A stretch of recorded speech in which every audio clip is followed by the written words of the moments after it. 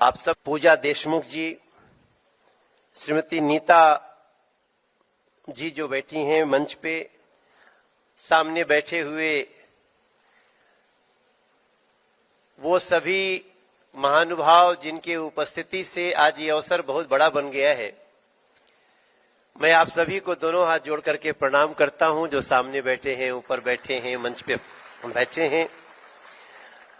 यहाँ की सांसद दीदी भी बैठी हैं, जो संसद में हम सब साथ बैठते हैं आसपास की चेयर पे।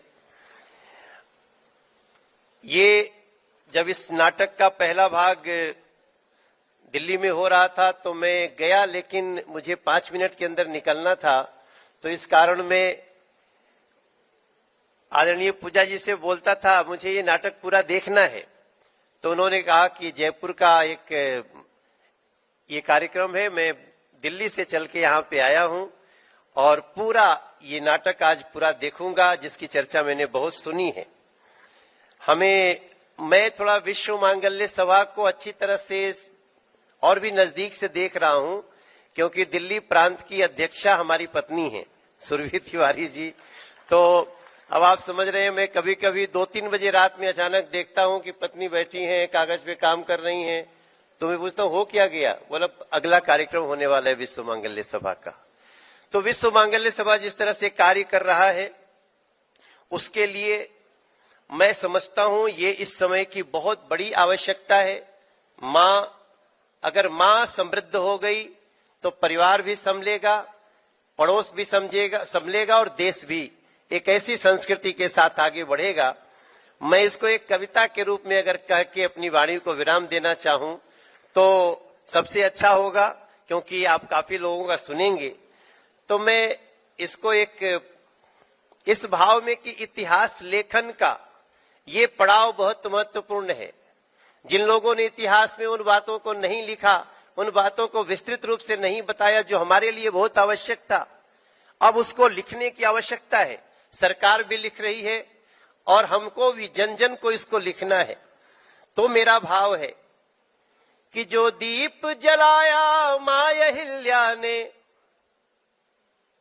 जो दीप जलाया मां अहिल्या ने, उसके लौ को बढ़ाना होगा। उसी दिए से और दिया कुछ मिलके जलाना होगा, मिलके जलाना होगा। सत्य सनातन की धारा को और बढ़ाना होगा। अपने अपने अंदर का हनुमान जगाना होगा, हनुमान जगाना। न्याय सत्य पथ गौरव पथ में इतिहास बताना होगा।